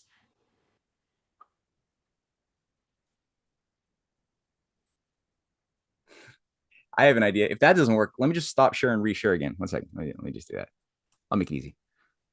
Okay. All right. And now I would wager that it's going to be gone. Yeah. All right. Okay. Is it gone? Yeah, I clicked on the green pen, Cynthia, and I was just in the process of removing something, and Matt has solved the problem. Oh, that's fun. That's fine. I didn't know we could do that. I thought there was no way we could participate in your screen, Matthew, which is a good thing, because otherwise I have no idea what I did. Scribbling graffiti all day long. It's good. You helped us make a discovery, Kelly. There was a blessing. Yeah. I'll keep it in mind in future. If I want to attract attention or whatever, I can grab that green pen and start yelling at you. Anyway, sorry. In future presentations, people are going to get little mustaches on their faces. Yeah, exactly. Right. Anyway, I'll start from where I finished up. The class of the equal and the double, and in any class which puts an end to difference and opposition, and by introducing number creates harmony and proportion among the different elements. I understand. You seem to me to mean that the various opposites, when you mingle with them, the class of the finite, takes certain forms. Yes, that is my meaning. Proceed. Does not the right participation in the finite give health, in disease, for instance? Certainly. And whereas the high and low, the swift and the slow are infinite or unlimited, does not the addition of the principles aforesaid introduce a limit and perfect the whole frame of music? Yes, certainly. Or again, when cold and heat prevail, does not the introduction of them take away excess and indefiniteness and infuse moderation and harmony? Certainly. And from Daisy, a like admixture of the finite and infinite come the seasons and all the delights of life. Most true. I omit 10,000 other things, such as beauty and health and strength and the many beauties and high perfections of the soul. My beautiful Philebus, the goddess, methinks, seeing the universal wantonness and wickedness of all things, and that there was in them no limit to pleasures and self-indulgence, devised the limit of law and order, whereby, as you say, Philebus, she torments, or as I maintain, delivers the soul. What think you, Petrarchus? Sorry about the burps there, folks. Her ways are much to my mind, Socrates.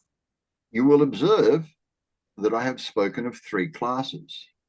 Yes, I think that I understand you. You mean to say that the infinite is one class, and that the finite is a second class of existences, but what would you make the third? I am not so certain. That is because the amazing variety of the third class is too much for you, my dear friend.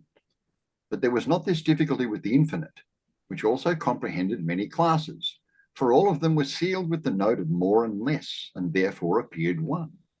True. And the finite or limit had not many divisions, and we readily acknowledged it to be by one nature. Yes.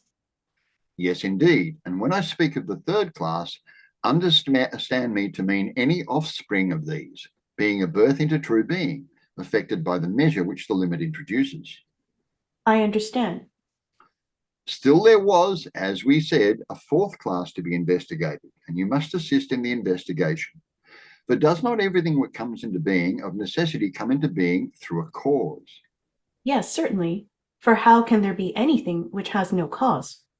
And is not the agent the same as the cause in all except name? The agent and the cause may be rightly called one. Very true. And the same may be said of the patient or effect. We shall find that they too differ, as I was saying, only in name, shall we not? We shall.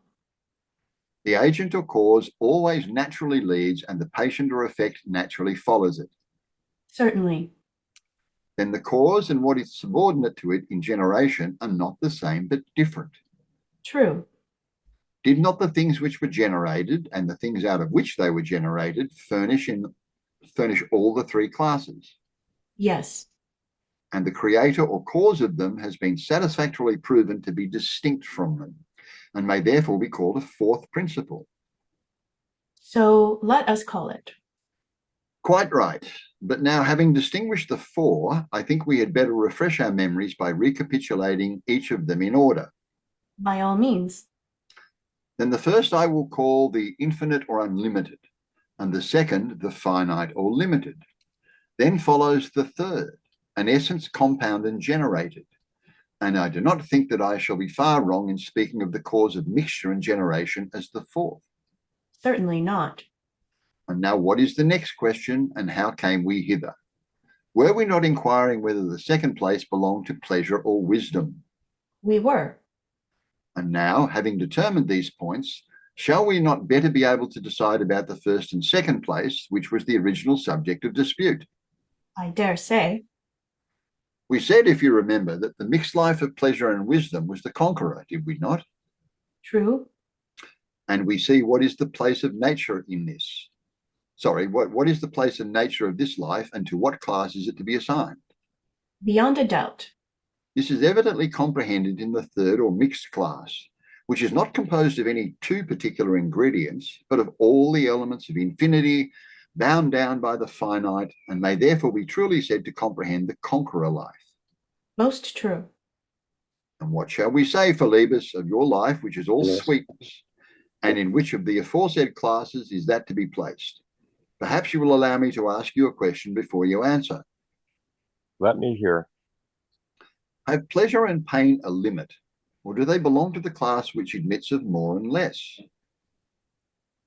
They belong to the class which admits of more, Socrates, for pleasure would not be perfectly good if she were not infinite in quantity and degree. Nor would pain, Philebus, be perfectly evil, and therefore the infinite cannot be that element which imparts to pleasure some degree of good. But now, admitting, if you like, that pleasure is the nature of the infinite, in which of the aforesaid classes, O Petrarchus and Philebus, can we, without irreverence, place wisdom and knowledge and mind? And let us be careful, for I think that the danger will be very serious if we err on this point. You magnify, Socrates, the importance of your favorite god. And you, my friend, are also magnifying your favorite goddess, but still I must beg you to answer the question. Socrates is quite right, Philebus, and we must submit to him. And did not you, Protarchus, propose to answer in my place? Certainly I did, but I am now in a great strait, and I must entreat you, Socrates, to be our spokesman, and then we shall not say anything wrong or disrespectful of your favorite. I must obey you, Protarchus, nor is the task which you impose a difficult one. But did I really, as Philebus implies, disconcert you with my playful solemnity? when I asked the question to what class mind and knowledge belong. You did indeed, Socrates. Yet the answer is easy, since all philosophers assert with one voice that mind is the king of heaven and earth. In reality, they are magnifying themselves, and perhaps they are right. But still, I should like to consider the class of mind, if you do not object, a little more fully. Take your own course, Socrates, and never mind length. We shall not tire of you. Very good. Let us begin then, Petrarchus, by asking a question. What question? Whether all this which they call the universe is left to the guidance of unreason and chance medley, or on the contrary, as our fathers have declared, ordered and governed by a marvelous intelligence and wisdom.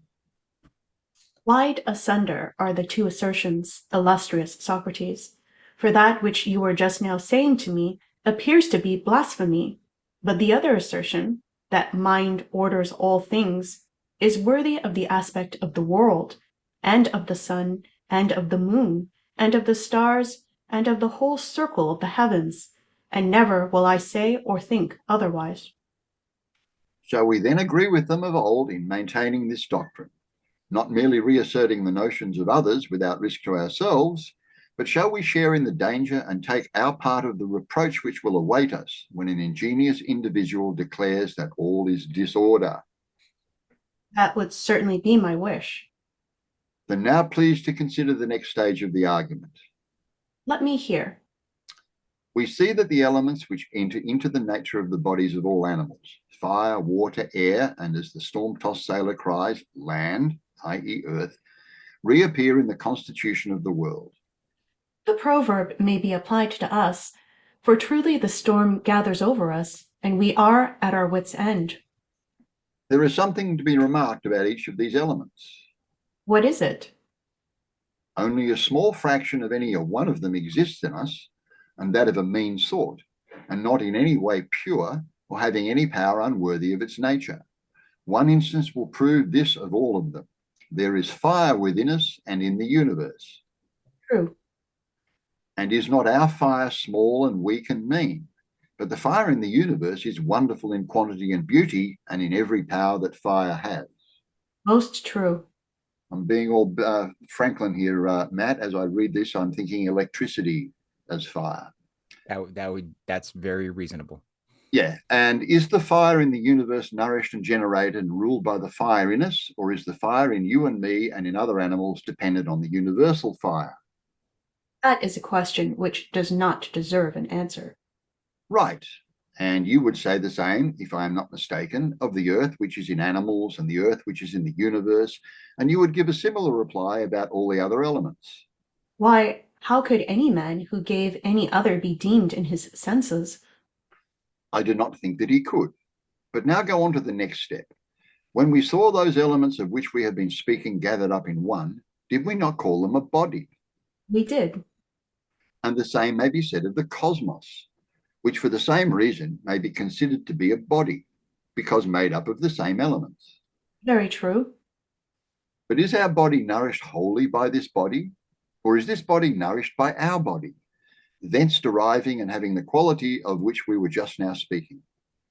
That again, Socrates, is a question which does not deserve to be asked.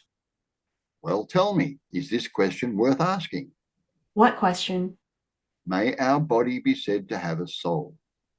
Clearly. And whence comes that soul, my dear Petrarchus, unless the body of the universe, which contains elements like those in our bodies, but in every way fairer, had also a soul? Can there be another source? Clearly, Socrates, that is the only source. Why, yes, Protarchus, for surely we cannot imagine that of the four classes, the finite, the infinite, the composition of the two, and the cause, the fourth, which enters into all things, giving to our bodies souls, and the art of self-management and of healing disease and of operating in other ways to heal and organize, having too all the attributes of wisdom. We cannot, I say, imagine that whereas the self-same elements exist both in the entire heaven and in great provinces of the heaven, only fairer and purer, this last should not also in that highest, this last should not also in that higher sphere have designed the noblest and fairest thing. Such a supposition is quite unreasonable. Then if this be denied, should we not be wise in adopting the other view and maintaining that there is in the universe a mighty infinite and an adequate limit, of which we have often spoken, as well as a presiding cause of no mean power, which orders and arranges years and seasons and months, and may be justly called wisdom and mind. Most justly. And wisdom and mind cannot exist without soul. Certainly not. And in the divine nature of Zeus, would you not say that there is the soul and mind of a king, because there is in him the power of the cause, and other gods have other attributes by which they are pleased to be called? Very true. Do not then suppose that these words are rashly spoken by us, O Protarchus, for they are in harmony with the testimony of those who said of old time that mind rules the universe. True. And they furnish an answer to my inquiry, for they imply that mind is the parent of that class of the four, which we call the cause of all, and I think that you now have my answer. I have indeed, and yet I did not observe that you had answered. A jest is sometimes refreshing, Petrarchus, when it interrupts earnest. Very true. I think, friend, that we it's have so now important to just appreciate the playfulness of Socrates. Like a lot of people, they take him so seriously, and they miss this. You only kind of get if you're sitting and reading this by yourself. Sometimes it flies by, but when you're listening to it live, being spoken in a group like this, it comes out a little bit more. The little playful jabs and pokes and teases. It's nice. I think, friend, that we have now pretty clearly set forth the class to which mind belongs and what is the power of mind.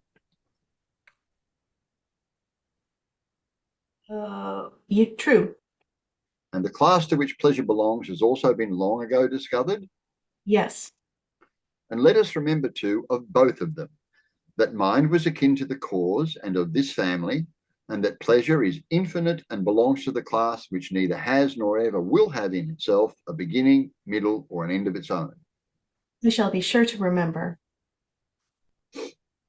We must next examine what is their place and under what conditions they are generated. And we will begin with pleasure, since her class was first examined. And yet pleasure cannot be rightly tested apart from pain. I think that is a perfect place for us to stop for tonight. It's a nice cliffhanger, and it does sort of round it back to the first question, which is really like, how do we judge the good? And is pleasure and pain ratios and the correct balance of judging the good and evil? Or is there a better metric that we need to form when we think about those things in passing judgments of a responsible nature, of which wisdom, and actually not even wisdom, this higher ordering third category partakes more seriously.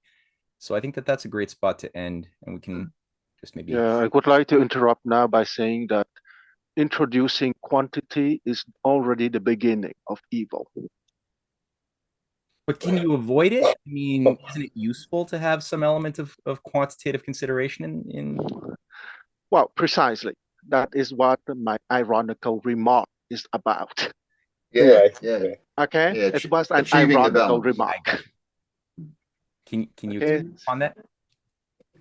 Well, since we are reading it as a preliminary to the Schiller, I feel myself, let's say, authorized to sometimes quote Schiller, even if we did not read it yet.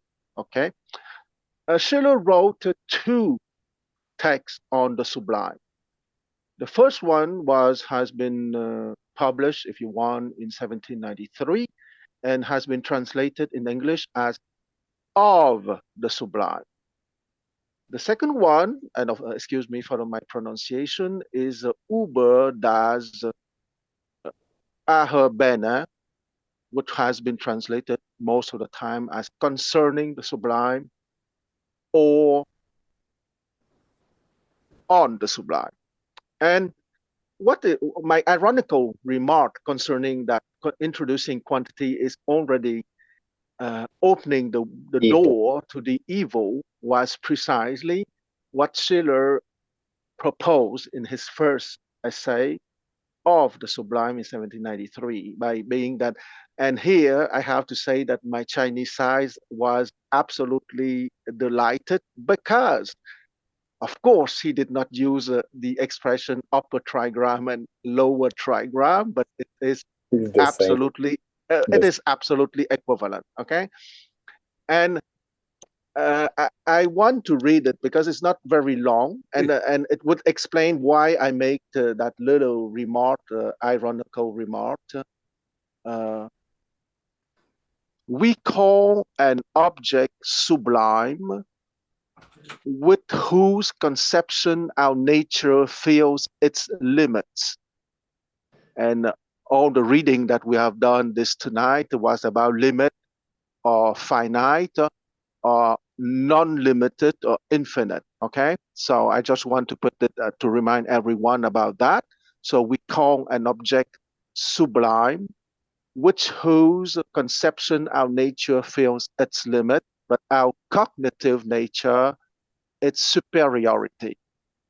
So, okay, our nature, he did not write our biological nature, but that's the first nature, lower trigram. But our cognitive nature, its superiority, upper trigram.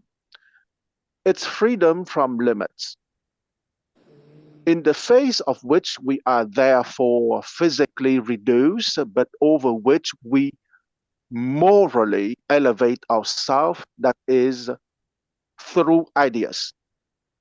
Only as sensuous beings are we dependent. As cognitive beings, we are free. The sublime objects first allows us to feel our dependency as natural beings, while it secondly makes us conscious of our independence, which we as cognitive beings maintain over nature, not only in us, but also outside us. We are dependent insofar as something outside us contains the grounds for something in us becoming possible. So I would not abuse and I would stop the reading of the first text by Schiller of the Sublime, the 1793 text. And I just want to say that there was so much stuff that was interesting in the reading of the Philebus because, and related to what I had just read, and it was precisely the idea of one many compound and cause, and what is the best for the human good of the human good, and what is interesting in knowing all things or in knowing himself. Okay, I think there were a lot of interesting things, but I noticed that since it's always about the one and the many, to know all things or to know oneself, I think it's a lot to do. I would not say the key concept of the Philebus, maybe that would be too grand, but one of the key concepts of the Philebus. Mm. Yes, interesting. Yeah, Jean-Sébastien. Yes, along the class, I took some note and I want to share it. In a way, we can say that wisdom is first and pleasure is second in the mind of Socrates, I'd say. And the students goes for pleasure as the goddess. When they say that Aphrodite is for pleasure, let's just remind that Aphrodite was made by Hephaestus, and Hephaestus is with his wisdom that he made the Aphrodite and Athena statue of golden statue of perfection. So that's another way to put the wisdom first. Then another thing I noticed is a lot of defining through infinite, and pleasure is near the Ecclesiast in the Bible. Lots of relation to what the Ecclesiast was looking to achieve by his experience, his life, is kind of the same as defining pleasure. And lastly, in Hebrew, there's first letter is Aleph, second letter is Betcha, I think. And the two of them together makes the kid, the infant, the child. So in a way, if wisdom was male, pleasure was female, it could do the child. 1, 2, 3. It also works with other example like infinite. Finite does quantity. Quantity is the baby of both of them. That's why it is superior in a way. And sun, moon, earth. It's all about gematria in the end, because we talk about infinite numbers, but every numbers, when we use the maximalization of it, we reduce it to the 0 to 9. That's the story. It's all about 0 to 9. And I see all of this in this class in a way. Yeah. Some lovely considerations. Yeah, Quan. Oh, sorry. Go ahead. Go ahead, Paul. I will Look, make I mean, pedantic remark after. Yeah, look, the only thing that I would mention is that almost all of my understanding of classical Greek philosophy, Aphrodite is referred to as the goddess of love, not the goddess of pleasure. Yeah, love is kind of pleasant. I'm wondering if we're expected here to look at it from a different perspective. That's all. Pleasure, love. I had a lecture on Hephaestus. You should see Hephaestus made many things. It's automaton. Automate, like when we talk about the chess player. That's when I got curious and looked into Hephaestus, and he did made lots of tools for the gods to satisfy their life. And Aphrodite and Athena, I think, are both made of gold. I would just say, Aphrodite is correctly portrayed or reflected as lust, beauty, pleasure, passion. Yeah, love being one of those categories, but it's I think Jean Sebastien, I think your concept is really great. It's really good. It's a great example, right? I like it. That's why I took it note. Yes. And I would like also to add that the love of Aphrodite, I think that Sebastian, you're right, is eros, right? Yeah. So it's a love that is more of the lower trigram. It's not agape, and agape is more Athena, or. But it is the lower one, and Athena is the top. Is the high. Yes. Yeah, it's right. Yes. Right. And that's why I agree that that you mentioned love, but eros love and not agape love. Mm-hmm. Yeah. Yeah. Well, I again, both of you guys offered some really wonderful considerations, and just quick, I know that a lot of the hedonists and real like ingrained like people who are really committed to a hedonistic philosophy, they get very they get troubled by the idea of imposing the tyranny of reason onto the idea that pleasure has a purpose. It's like that it's not its own cause of good, but that there's a higher reason why pleasure or pain even exists that could be thought about, and that could thus allow us to temper which pleasures we wish to pursue based upon certain like reasonable concepts, as you know, you just pointed out in the case of the author of Ecclesiastes, or in the case of Hephaestus. Which pleasures will be truly beneficial. Yeah, exactly. That was what the Ecclesiastes was wondering, which pleasure is good or not. It's all about this when you read the Ecclesiastes. Yeah, absolutely. Yes, it's everything. And let's. I don't know if it would be too heavy for the end of our discussion, but I would take a little bit of risk, okay? Because let's not forget the 1793 text by Schiller of the Sublime.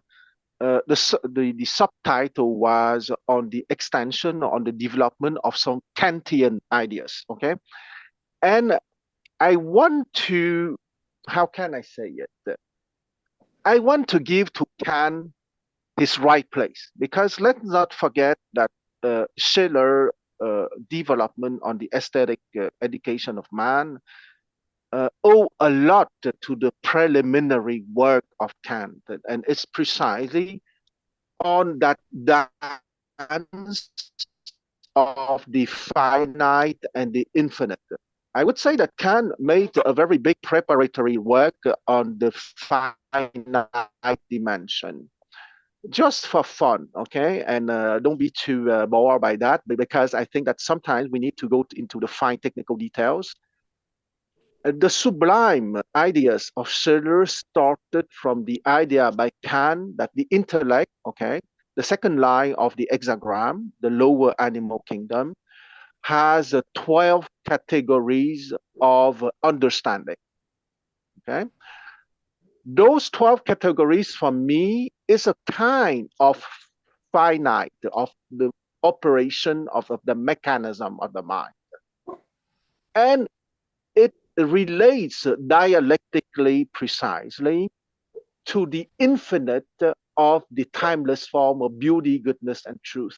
And that's why I want to give a kind of tribute to Kant, because I think that in this group, we have a very strong proclivity to cast him aside because he was not capable to bring people to the upper trigram.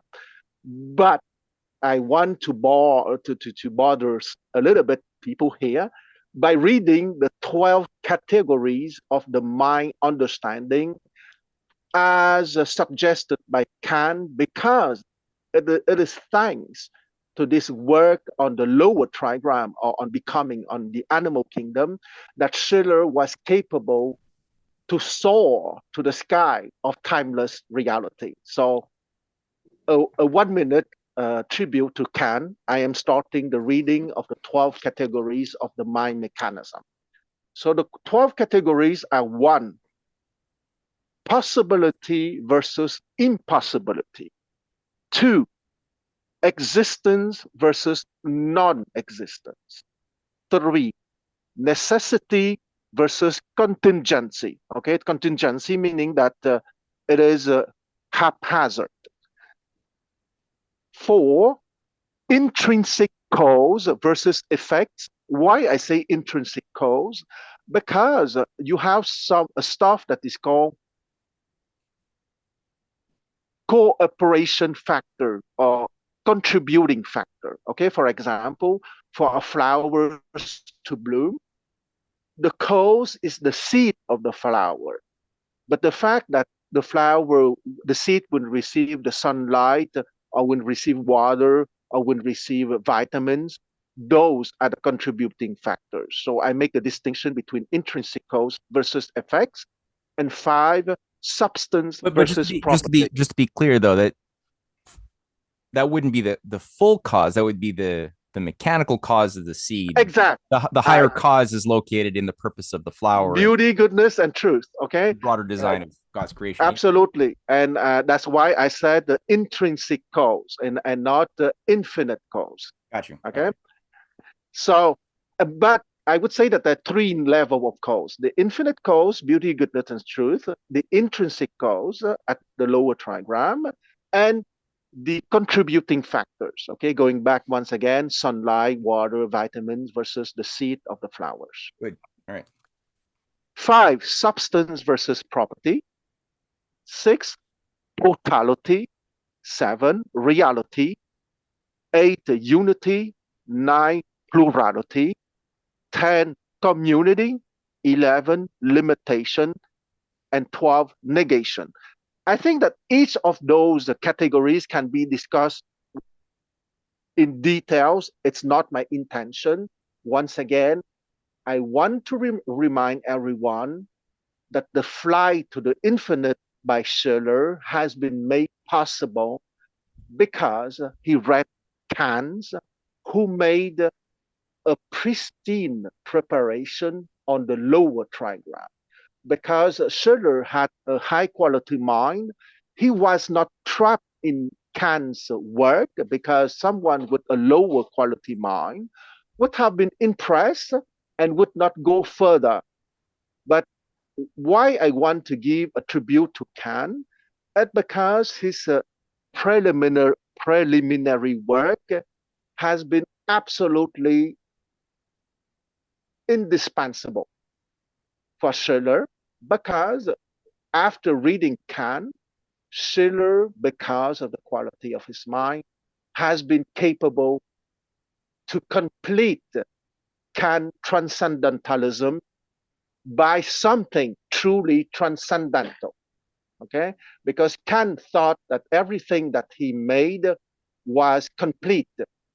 And let's not forget that when I gave those 12 categories, it's about the category of the mind mechanism of the lower trigram. Let's not forget that he also wrote a book on the practical reality, meaning on the moral perspective. And let's not forget that Kant gave a very poor justification for the morality, meaning the categorical imperative. Okay, and the categorical imperative for Kant is you have absolute moral obligation that is binding in all circumstances and not taking into account the characteristic of the human being. Okay, so Kant answer for why we should be moral can be equated with one word.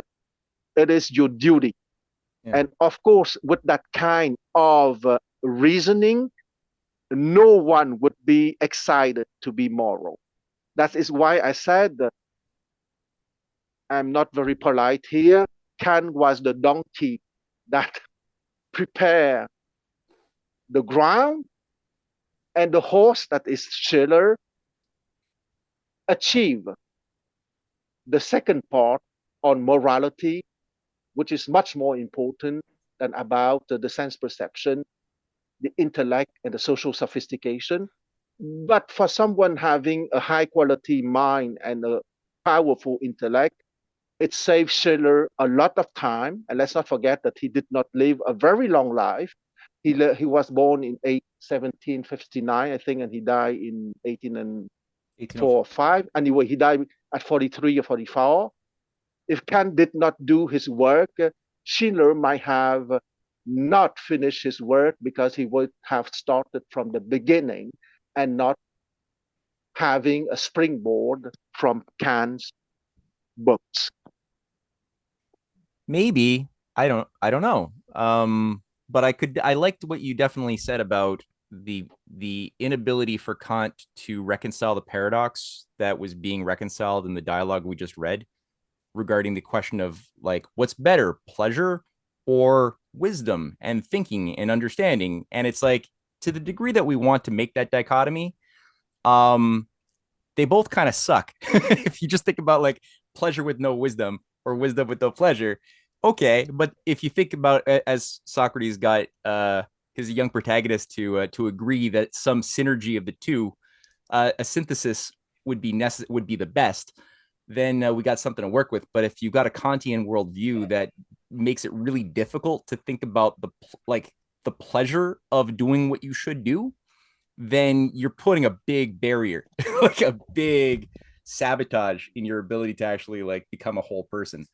So. Yeah, Kant was unable to go to freedom after all. Okay, because after all, freedom is the synthesis of our senses drive and our formal drive, if you prefer, of the lower and of the upper trigram for mysterious reasons. But sometimes I'm nice to nerds. I want to be nice to them. And Kant is the typical nerd, having done an excellent job on the level of sense perception, intellect, and sophistication. But as the typical nerd, he was not capable to go beyond. And if you read Aristotle, it's the same. I just doubt that he was ever necessary. Like looking at what came before, what was coming before Kant produced his works, there was already remarkable breakthroughs that were organically happening that Schiller was stepping into. That, I mean, like listing out the various 12 points or categories of core concepts, they're essential core concepts, but they were already being developed quite well in a more organic, natural way, I found, by Leibniz, even though he like systematized and described them. But they were already like, it wasn't foreign concepts. They were already very well known by natural philosophers and being acted upon artistically already. I don't know if he really helped that process. I would say that destiny made that Schiller read Kant's books. Yeah. Without Kant's, maybe he would have used Aristotle. Because once again, those two guys have done an excellent job on the lower trigram. Okay, and I want to stress that because we have a tendency to cast them aside. Their tragedy is not that they did not do a good job about what they explore, but they were not capable to go beyond. That's a whole philosophical discussion. I just had this show today on breaking history, and I had a little back and forth with Gordon over our differences about Nick Fuentes and Kanye's celebration of Hitler or defense of Hitler. Because Gordon, who I adore, Gordon, my co-host, but at the same time, he was of the view that it was good that they're doing all of what they're doing about talking about Hitler in a good way because it's bringing a discussion about the role of the Jews that otherwise he doesn't think would be happening in terms of their influence over American government policy and things. And but he's not he's against Hitler. He just thinks it's like useful in that sense. I don't think it was useful. I think I personally have the view that it would be better if they weren't taking that approach and focusing on the mystery cults that have been taking over society through the oligarchy and people understanding what that is more directly. Well, sort of similar this whole thing, like that these creatures were needed to justify good things happening, and I'm not sold on that, dude. Hitler was a possible, let's say, door to the epistemological development or discovery of the occult, because after all, we know perfectly that Hitler was absolutely mesmerized and excited by those ideas. I think that you know that he wanted to revive what is called German paganism. We can use the word we want. Well, I'm not saying that I'm in favor of one or the other, but someone who is serious epistemologically speaking would have discovered the account, the matrix behind Hitler. It's debatable. I agree with you that what is important is the matrix having produced him. Okay, it was not by coincidence that he was so interested by Richard Wagner and everything that is related to the past of Germany. Yeah.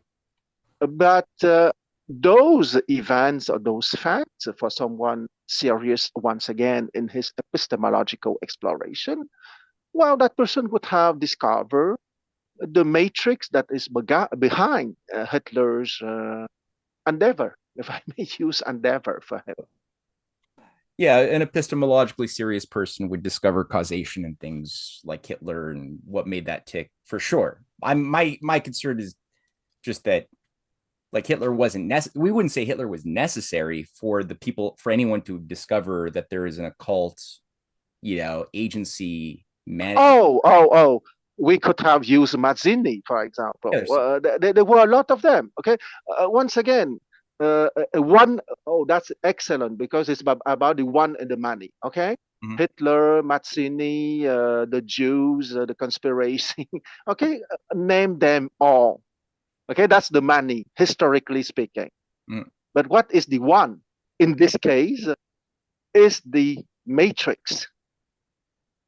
I'm not speaking of the absolute one. I am speaking of what is uniting all those stuff. Hitler, the Jews, the so-called Jewish conspiracy, Mazzini, young Europe, blah, blah, blah. At the limit, I can include the European Union and Otto von Habsburg, everything you like, okay? Those are the many. But those many are reunited by the one, which is a very special matrix. Yeah, absolutely. I can get behind that. Matrix is in disarray at the moment. Yeah. Well, never underestimate the enemy. It is. I know that I predicted. I know that I predicted 2 weeks ago that they would fall within 5 years, and I still maintain my prediction. But let's not be weak at the last moments. They can jump back. They've done it before. Yep. Can we end on a moment of frivolity, Matt, just for fun? I like frivolity, sure. Okay, well, this is a very simple one. Quan, what does your hat say? I can't see it all, but I was going to ask you, is that the Chinese equivalent of mugger? No, not at all. Not at all. I can't see it. I can only see a D. an XP. No. It's something in the middle that looks like an Egyptian pharaoh, headdress, but I don't know. Yes, absolutely. I bought the hat because of the mask of King Tut that I absolutely adore. But the letters are the letters of a former rock and roll group that I don't even listen to the music. It's truly for the face of King Tut. Okay, so Well- DXXP is the name of a rock band, is it? Yeah, probably. Which Quan But doesn't, anyway, Quan doesn't endorse. But that being said, that's going to set the stage for Schiller's discussion on fashion, which is actually going to come up when we start reading some of that Schiller, is a discussion on how do we judge fashion. And he's got I a don't know whole why it would be funny. Huh? Yeah. And by the way, for the Chinese, they don't need to have make China great again, because for them, Trump is making China great again. I mean, the news this week about all of the memes going on in China as a result of events in America, I'm seeing a lot of that, and some of it, even in Chinese, it's just bloody hilarious. You know that the Chinese have a very special and paradoxical relation to Trump. It's a mix of mockery and affection. And he's called Chuang Jianguo, meaning the nation, Trump, the nation builder. But except in this case, the nation is not the USA, but it's China. Absolutely. That's hilarious. I love it. No, this is a fun way to end it. Guys, this is always a pleasure. I really enjoyed this. And so humor is one of the highest forms of art. I think so. I mean, the joke has been the hardest thing for the oligarchy to kill. They no matter what they've destroyed in the arts, jokes still are standing. They haven't been annihilated yet, so it's something to build on. I personally think that humor has one very important quality, and that is that it can alleviate pain as well. Yeah. Jean-Sébastien, what do you? I see your yes, because since we're ending, I'd like to say goodbye to everyone in a French particular way. Okay? À plus, à moins que la foi nous divise. Using the 4 mathematical ways to get into the 4 cardinals. À plus, à moins que la foi nous divise. Beautiful. You're Thanks. All right, bye guys. Since we're ending in fun, that's fun for me. Yeah. Ciao. Yeah, good night, everybody. Ciao. Bye.